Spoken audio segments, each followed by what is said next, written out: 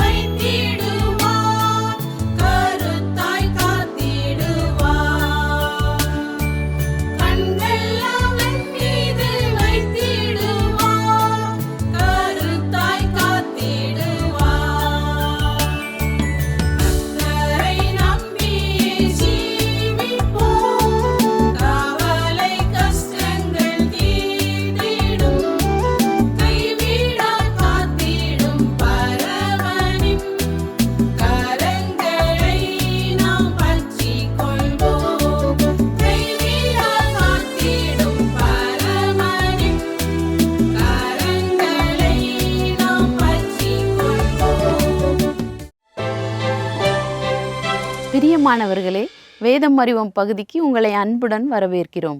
இந்த நாளில் வேத புத்தகத்தில் சொல்லப்பட்டிருக்கும் முட்டையை குறித்து பார்க்க இருக்கிறோம். கோழி அல்லது பிற பறவைகளால் இடப்படும் ஒரு அற்புதமான உணவுப் பொருள் முட்டை. இது உலகில் அதிக அளவு பயன்படுத்தப்படும் உணவுகளில் ஒன்றாகும். சுவையான பல சத்துக்கள் நிறைந்த இந்த முட்டை நம் அன்றாட வாழ்வில் முக்கிய பங்கு வகிக்கிறது. முட்டையில் உடலுக்கு தேவையான அனைத்து வகையான வைட்டமின்களும் புரதச்சத்தும் அடங்கியுள்ளது. தைராக்சின் சுரப்பதற்கு தேவைப்படும் அயோடின், பற்கள் மற்றும் எலும்புகளின் ஆரோக்கியத்திற்கு தேவைப்படும் பாஸ்பரஸ் போன்ற சத்துக்களும் முட்டையில் உள்ளது. அது மாத்திரமல்ல, காயங்களை குணமாக்கவும் நோய் எதிர்ப்பு சக்திக்கு பெரிதும் தேவைப்படும் துத்தநாகம் போன்ற தாதுவும் இந்த முட்டையில் உள்ளது. கோழி, வாத்து, காடை போன்ற பறவைகளின் முட்டைகள் உணவாக பயன்படுத்தப்படுகின்றன. வேதத்தில் முட்டை என்கிற பதம் சுமார் 10 முறை வருகிறது. மேலும் வேதத்தில் முட்டைகள் நேரடியாகவும் உருவகமாகவும் பயன்படுத்தப்பட்டுள்ளன. ஏசாயா தீர்க்கதரிசி முட்டைகளை தீமைக்கான உருவகமாக இங்கு பயன்படுத்துகிறார். இதனை நாம் ஏசாயா 59:5 பார்க்கிறோம். கட்டுவிரியன் முட்டைகளை அடைகாத்து சிலந்தியின் நெசவுகளை நெய்கிறார்கள். அவைகளின் முட்டைகளை சாப்பிடுகிறவன் சாவான். அவைகள் நெருக்கப்பட்டதே ஆனால் விரியன் புறப்படும். இதில் தீய மனிதர்கள் விரியன் பாம்பின் முட்டைகளை அடைகாப்பதற்கு ஒப்பிடப்படுகிறார்கள். அதாவது இது தீய மனிதர்களின் சூழ்ச்சியை அடையாளப்படுத்துகிறது. எரேமியா 17:11 அநியாயமாய் ஐஸ்வர்யத்தை சம்பாதிக்கிறவன் முட்டையிட்டு அவயங்காத்தும் குஞ்சு பொறிக்காமற் போகிற கௌதாரிக்கு சமானமாய் இருக்கிறான். அவன் தன் பாதி வயதிலே அதை விட்டு தன் முடிவிலே மூடனாய் இருப்பான். இந்த வசனம் தான் இடாத முட்டைகளை குஞ்சு பொறிக்கும் பறவையின் உருவகத்தை பயன்படுத்தி அநியாயமாய் செல்வத்தை சேர்ப்பவர்களை பற்றி விவரிக்கிறது. அவர்களின் ஆதாயங்கள் நிலையற்றதாகவும் இறுதியில் அர்த்தமற்றதாகவும் இருக்கும் என்பதை இது காட்டுகிறது. ஏசாயா 10:14 ஒரு குருவிக்கூட்டை கண்டுபிடிக்கிறது போல் என் கை ஜனங்களின் ஆஸ்தியை கண்டுபிடித்தது. விட்டுவிடப்பட்ட முட்டைகளை வாரிக்கொள்வது போல் பூமி எல்லாம் நான் வாரிக்கொண்டேன். ஒருவரும் செட்டைகளை அசைத்ததும் இல்லை, வாயை திறந்ததும் இல்லை, கீச்சென்று சத்தமிட்டதும் இல்லை என்று சொல்கிறான். இந்த வசனம் அசிரிய ராஜாவின் மகிமையை குறித்ததானது அல்ல, மாறாக அவரது ஆணவத்தையும் அவரது பெருமை மற்றும் அவரது செயலுக்காக அவர் மீது கர்த்தரின் இறுதி தீர்ப்பையும் சித்தரிக்கிறது. கர்த்தர் அசிரிய ராஜாவை ஒரு கருவியாக பயன்படுத்துகிறார்.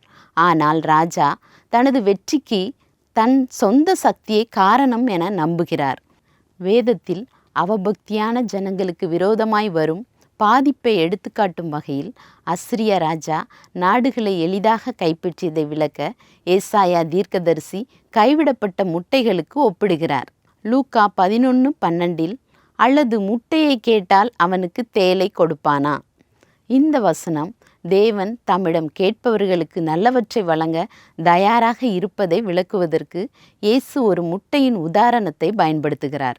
கடவுள் எப்போதும் தமது பிள்ளைகளுக்கு நல்லதும் அவசியமானதையும் வழங்குவார் என்பதை இது எடுத்துக்காட்டுகிறது.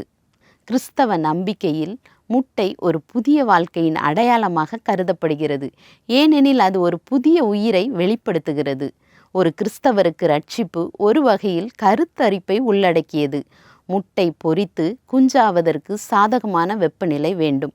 பறவைகள் தனது செட்டைகளின் கீழ் முட்டைகளை அடைகாத்து ஏற்ற வெப்பநிலையை முட்டைக்கு கொடுக்கின்றன. இதனால் முழு வளர்ச்சியடைந்த குஞ்சு முட்டையை விட்டு வெளியேறும். அதுபோல நாம் ஆண்டவராகிய இயேசு கிறிஸ்துவின் செட்டைகளின் கீழ் வரும்போது பரிசுத்த ஆவியானவர் நம்மை மறுரூபப்படுத்துவார். நாம் கிறிஸ்து இயேசுவுக்குள் புதிய உயிரினங்களாக மாறத் தொடங்குகிறோம். பழையவைகள் ஒளிந்து போயின, எல்லாம் புதிதாயின. ஆமேன். சிகரம் தொடும் புறாக்கள் நேயர்களுக்கு வாழ்த்துக்கள். நான் doctor Sherifa, paediatrician, working in Zion Hospital, Ambattur, Kallikuppam. We are living in a fast moving world. ரொம்ப ஃபாஸ்ட்டாக போயிட்டுருக்கு. ஸோ அதில் நம்ம குழந்தைங்க பெரியவங்க எல்லாருமே ரொம்ப ஃபாஸ்ட்டாக நம்ம மூவ் ஆகிட்ருக்கோம். ஸோ அது பார்க்கும்போது நிறைய physically and mentally lots of changes happens in children. So ஒரு 25 இயர்ஸ் முன்னாடி பார்க்கும்போது அந்த childhood days are totally different. இப்போ பார்க்கும்போது அந்த ஃபாஸ்ட் மூவிங் வேர்ல்டில் நிறைய குழந்தைகள் நிறைய ஃபிசிக்கலி அண்ட் மென்டலி நிறைய ப்ராப்ளம்ஸ் தே ஆர் ஃபேஸிங். எல்லாத்துக்கும் மூல காரணமாக இருக்கிறது தட் இஸ் ஸ்ட்ரெஸ். ஸோ இந்த ஸ்ட்ரெஸ் இப்போ கிளினிக்கில் வந்தால் கூட நிறைய பிள்ளைங்களோட இன்ட்ராக்ட் பண்ணும்போது ரொம்ப டென்ஷனாக இருக்கிறாங்க, ரொம்ப கோவப்படுறாங்க, ரொம்ப பேரண்ட்ஸோட மிங்கிள் பண்ணுறதில்ல, ரெஸ்பெக்ட் பண்ணுறதில்ல, அந்த மாதிரி நிறைய situations because of social media. அது ஒரு மெயின் திங். ஸோ நான் என்ன சொல்கிறேன்னா, இந்த ஒரு ஸ்ட்ரெஸ் அதை கொஞ்சம் ஹைலைட் பண்ணி இதனால் இதை நம்ம இந்த டிப்ஸ் ஃபாலோ பண்ணும்போது பிள்ளைங்களும் நல்ல ஜெனரேஷனை கொண்டு வரலாம். So S stands for daily you start your day with a smile and seek God first. கண்டிப்பாக நம்ம எழுமன நம்ம கிறிஸ்தவர்களாகி நமக்கு பேரண்ட்ஸ், பாட்டி தாத்தா இருக்கிற வீட்டில் அவங்க எப்போவுமே சொல்லுவாங்க, காலையில் எழுமினோடனே வேதம் வாசித்து கடவுள்கிட்ட ஜெபம் பண்ணிவிட்டு நம்ம டேயை ஸ்டார்ட் பண்ணோம். Yes, that is important. அப்படி செய்யும்போது கடவுள் நம்மளோடு இருக்கிறார், நமக்கு சமாதானம், சந்தோஷம். ஸோ அந்த டே நல்ல ஆசீர்வாதமாக இருக்கிறோம். And start you day with a smile. அது ஸ்மைல் பண்ணுறதுனால நமக்கு பாடியில் மென்டலி அண்ட் ஃபிசிக்கலி நிறைய பெனிஃபிட்ஸ் இருக்குது. ஸோ அதனால் நிறைய பிள்ளைங்க என்ன பண்ணுவாங்க, எழுமினோடனே கோபப்படுவாங்க, பேரண்ட்ஸ்கிட்ட லிசன் பண்ண மாட்டாங்க, அந்த ஒரு ஸ்ட்ரெஸ்க்குள்ளே போயிடுவாங்க. No, start with a smile. So அதனால் நிறைய பாசிட்டிவ் ஒவ்வொரு டிஷ்யூஸ் அண்ட் நம்ம செல்ஸ் எல்லாமே ரெஜுவனேட் ஆகும். So the day will be good and without stress. The second thing I want to highlight is time management.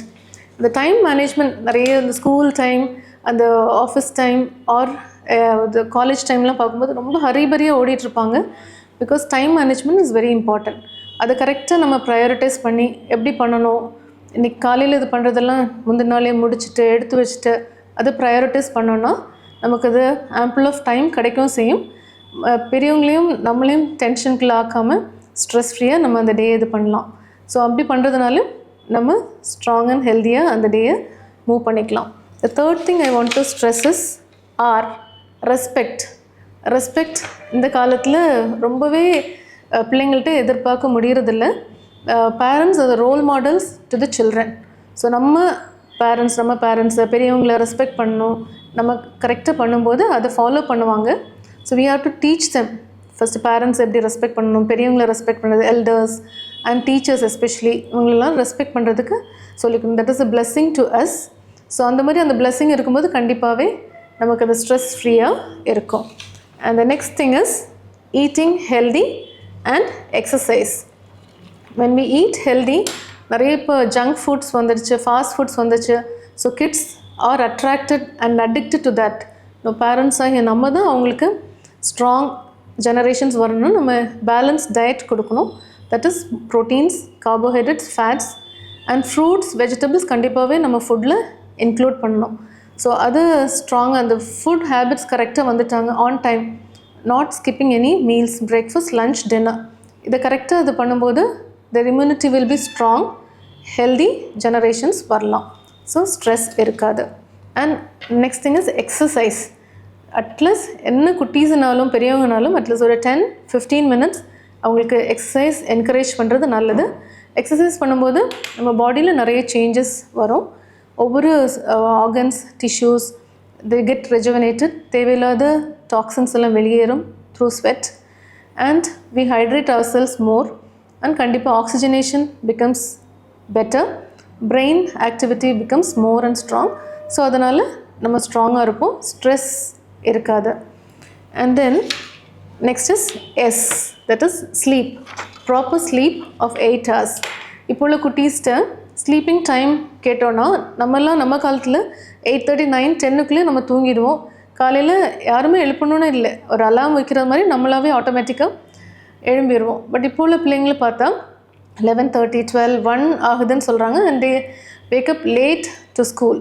So அதனாலே parents stress ஆகிடுறாங்க, அவங்களுக்குள்ளே ஒரு ஸ்ட்ரெஸ் ஆகுது.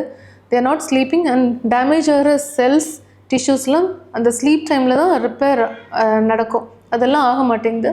So again and again they are prone for more infections. So sleep is a must. So அதையும் parents கொஞ்சம் concentrate பண்ணி அதை encourage பண்ணுறது better. And last is but not the least, stop screen time. இப்போ உள்ள காலத்தில் social media நிறைய, so அதில் பிள்ளைங்கள் அடிக்ட் ஆகிறாங்க. Screen time, TV, especially mobile time, அவங்களுக்கு தேவையான கண்டென்ட் பார்த்துக்கிட்டோம். பட் ரொம்ப நேரம் அவங்க என்கரேஜ் பண்ணாமல் இருக்கிறது நல்லது. இன்னும் more of violence, abusive words இதெல்லாம் பண்ணாமல் இருக்கிறதும், ஜங்க் ஃபுட்ஸ் இந்த மாதிரி தேவையில்லாத ஹேபிட்ஸ்லாம் ஈடுபடாமல் இருக்கும். பேரண்ட்ஸ் ஆகி நாம் அவங்கள என்கரேஜ் பண்ணணும். இந்த மாதிரி இந்த ஸ்ட்ரெஸ் நான் சொன்ன அந்த சின்ன சின்ன tips, seeking God first and start with a smile, time management, respect, eat healthy and exercise, sleep properly and stop violence, screen time. இதை கரெக்டாக இதை ஃபாலோ பண்ணால் கண்டிப்பாக நம்ம ஸ்ட்ரெஸ் ஃப்ரீ ஜெனரேஷன் கண்டிப்பாக உருவாக்க முடியும். அதனால் நிறைய நோய்கள், நிறைய ப்ராப்ளம்ஸ் வராமல் நம்ம குழந்தைகளை உருவாக்க முடியும். ஜெபிப்போம். எங்கள் அன்பின் பரலோக பிதாவே, நீர் சிறு பிள்ளைகளை நேசித்தீர். சிறு பிள்ளைகள் என்னிடத்தில் வருவதற்கு இடம் கொடுங்கள், அவர்களை தடை பண்ணாதீங்கள். அவர்களை ஆசீர்வதித்து அவர்கள் நேசித்து வழிநடத்தின தேவன் கத்தாவே. அப்பா, அவர்களுக்கு நாங்கள் சின்ன சின்ன டிப்ஸ் கொடுத்துருக்குறோம் சுவாமி. பேரண்ட்ஸ் ஆகிய நாங்கள் கத்தாவே அதை அவர்களுக்கு சொல்லிக் கொடுக்கவும், அதை செயல்படுத்தவும், நல்ல ஒரு ஸ்ட்ராங்கான ஹெல்தி ஜெனரேஷனை உருவாக்கவும் நீர் எங்களுக்கு கிருபை செய்யுங்க சுவாமி. எங்களை தாழ்த்தி தருகிறோம். இயேசு கிறிஸ்துவின் மூலம் ஜெபத்தேற்றுக்கொள்ளும் பிதாவே, ஆமேன். பிரியமான சிகரம் தொடும் புறாக்கள் நேயர்கள் அனைவருக்கும் ஆண்டவர் இயேசுவின் நாமத்தில் அன்பின் வாழ்த்துக்கள். இந்த நாளிலே வார்த்தையின் வல்லமை, த பவர் ஆஃப் வேர்ட், இதை குறித்து நாம் தியானிக்க இருக்கிறோம். வார்த்தை நம்முடைய வாழ்வில் அனுதினமும் பயன்படுத்தும் கர்த்தர் கொடுத்த ஒரு தன்னிகரற்ற செயலாகும். நம் எண்ணங்களுக்கு செயல் வடிவம் கொடுக்க வார்த்தைகளை நம்ம பயன்படுத்துவோம். வார்த்தைகளே நமக்கும் பிறருக்கும் ஒரு தொடர்பை உண்டாக்கும். வார்த்தைகள் இல்லை என்றால் புரிந்து கொள்ளுதல் இல்லை. பிறந்து 3 மாதம் கூட ஆகாத குழந்தையின் வார்த்தை என்ன? அழுகை. பசி எடுத்தா, அம்மாவுடைய அரவணைப்பிற்காக ஏதோ ஒரு அசௌகரியம் இருந்ததுன்னா அந்த அழுகையை பல விதங்களில் வெளிப்படுத்தும். அதற்கு தெரிந்த வார்த்தை அதுதான்.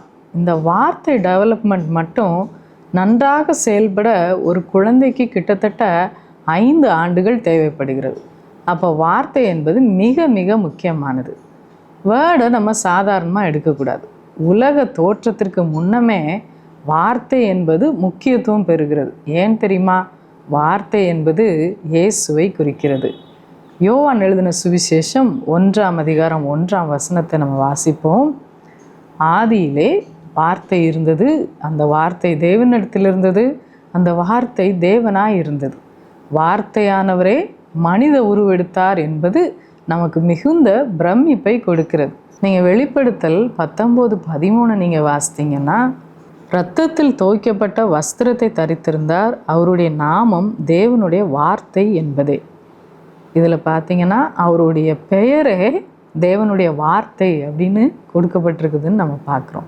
யோவான் 1:14 நீங்கள் வாசித்தீங்கன்னா, அந்த வார்த்தை மாம்சமாகி கிருபையினாலும் சத்தியத்தினாலும் நிறைந்தவராய் நமக்குள்ளே வாசம் பண்ணினார், அவருடைய மகிமையை கண்டோம், அது பிதாவுக்கு ஒரே பேரானவருடைய மகிமைக்கு ஏற்ற மகிமையாகவே இருந்தது.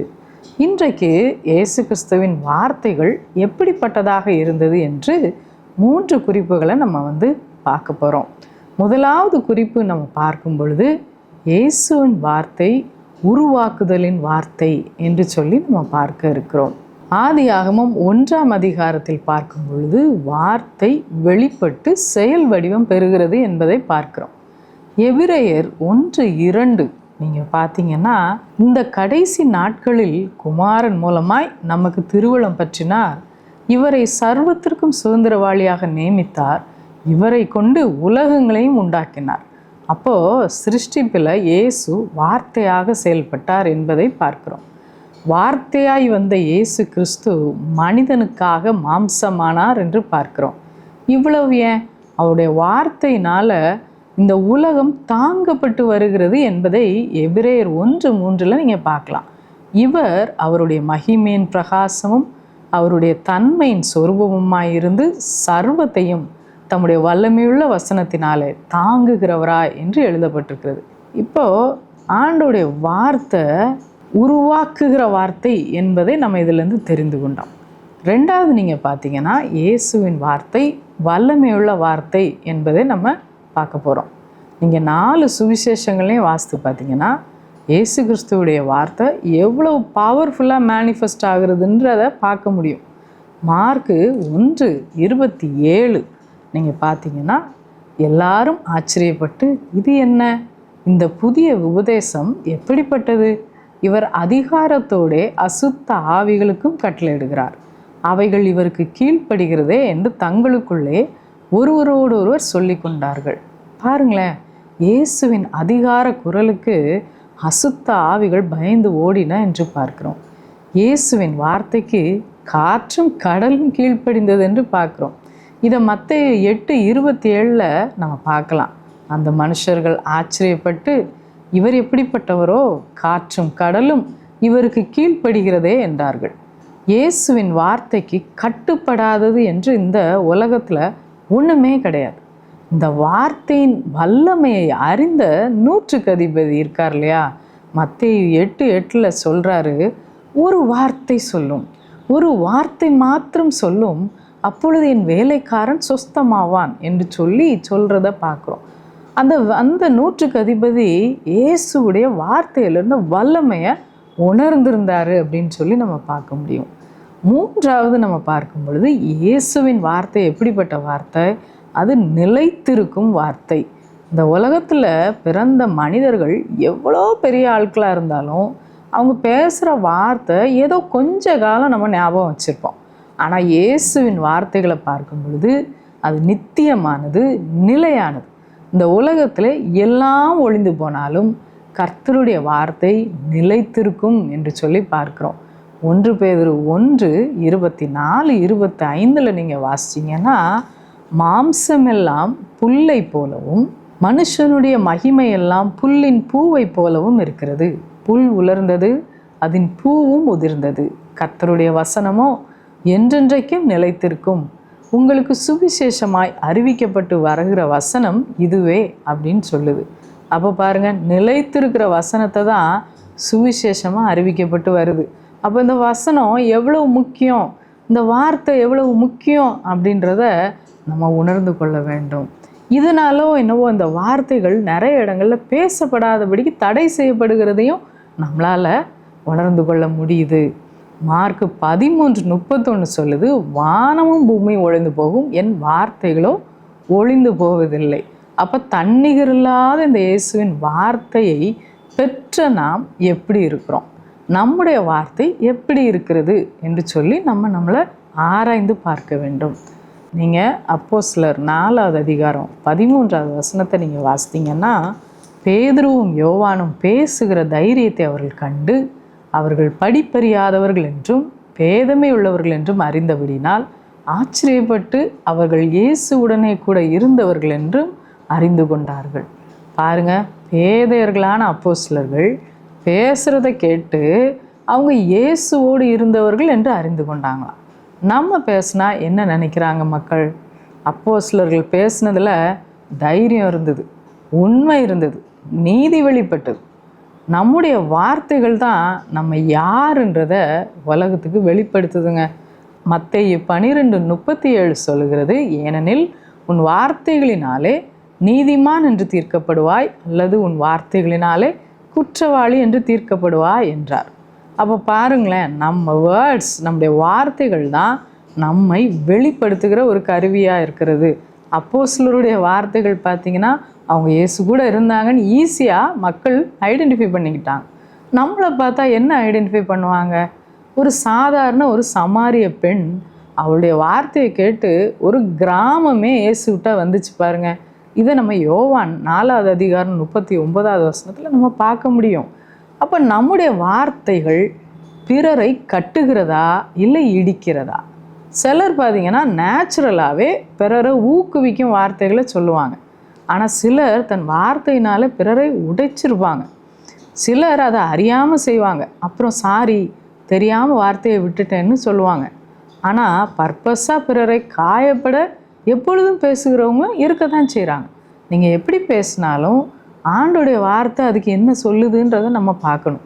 நீதிமொழிகள் 18:21 சொல்கிறது, மரணமும் ஜீவனும் நாவின் அதிகாரத்தில் இருக்கும், அதில் பிரியப்படுகிறவர்கள் அதன் கனியை புசிப்பார்கள். அப்போ நம்முடைய வார்த்தைகளில் அதிகாரம் இருக்குது. ஆனால் அதை சரியானபடி பயன்படுத்துகிறோமா? ஏசப்பா நமக்கு வார்த்தையின் அதிகாரத்தை கொடுத்துருக்காங்க. அதிகாரம் இருக்குன்னு நினச்சிட்டு நம்ம கண்டபடி வார்த்தையை விடுறது சரி கிடையாது. இன்றைய உலகத்தில் ஒருவேளை உங்களுடைய வாய் சாமர்த்தியம் பல காரியங்களை சாதிச்சு கொடுக்கலாம். ஆனால் கர்த்தருடைய வார்த்தை சொல்லுது, மத்தேயு 12:36 மனுஷர் பேசும் வீணான வார்த்தைகள் யாவையும் குறித்து நியாய தீர்ப்பு நாளிலே கணக்கு ஒப்புவிக்க வேண்டும் என்று உங்களுக்கு சொல்லுகிறேன் என்று சொல்லுகிறது. இப்போ இந்த வார்த்தைகளை சொன்ன இயேசு எப்படி இருந்தாருன்னு தெரியுமா? தேவையற்ற ஒரு வார்த்தை கூட பேசலை. அவருடைய வார்த்தை கிருபை பொருந்தினதாக இருந்தது, அர்த்தம் உள்ளதா, இருதயத்தை தேவராஜ்யத்திற்கு நேராக திருப்புறதா இருந்தது, உயிரோட்டம் உள்ளதாக இருந்தது. அதனால தான் அது மனிதனை ரட்சிக்கிறது, தூக்கி நிறுத்துகிறது. நம்ம வார்த்தை இன்றைக்கி எப்படி இருக்குது? நாம் ஜெபிப்போமா? எங்களை அளவில்லாமல் நேசிக்கிற அன்பின் தகப்பனே, ஆசீர்வதிக்கப்பட்ட இந்த நேரத்திற்காக நாங்கள் நன்றி செலுத்துகிறோம்.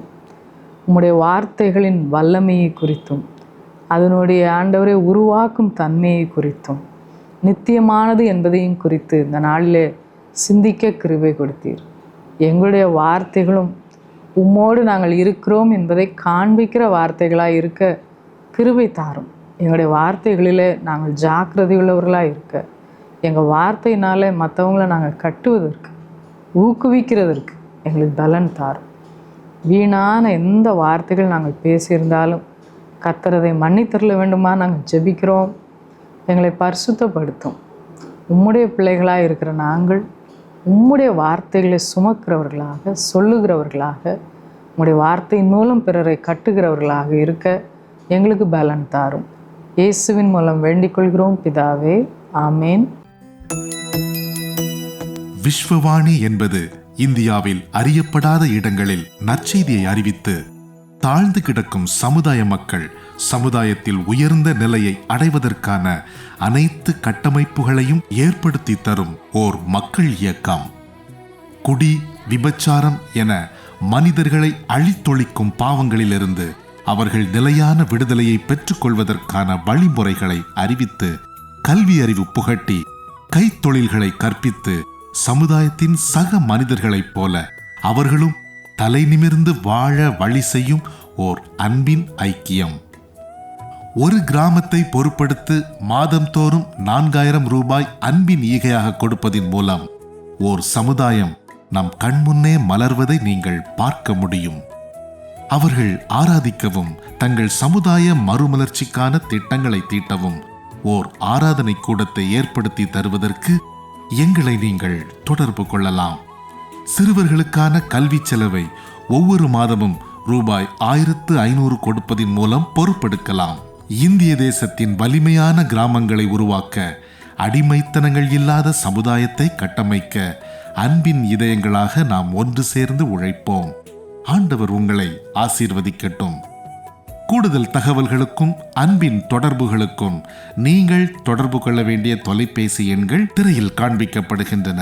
உங்கள் அன்பின் ஈகைகளை ஆன்லைன் பரிவர்த்தனை மூலம் செலுத்த வங்கி கணக்கு எண்களும் கீழே தரப்படுகின்றன. பிரத்யேகமாக தரப்பட்டிருக்கும் QR கோடையும் நீங்கள் ஸ்கேன் பண்ணிக் கொள்ளலாம். உங்கள் ஜெபங்களாலும் ஈகைகளாலும் இந்தியாவை ஆசீர்வதிக்கும் உங்களை ஆண்டவர் அளவில்லாமல் ஆசீர்வதிப்பாராக.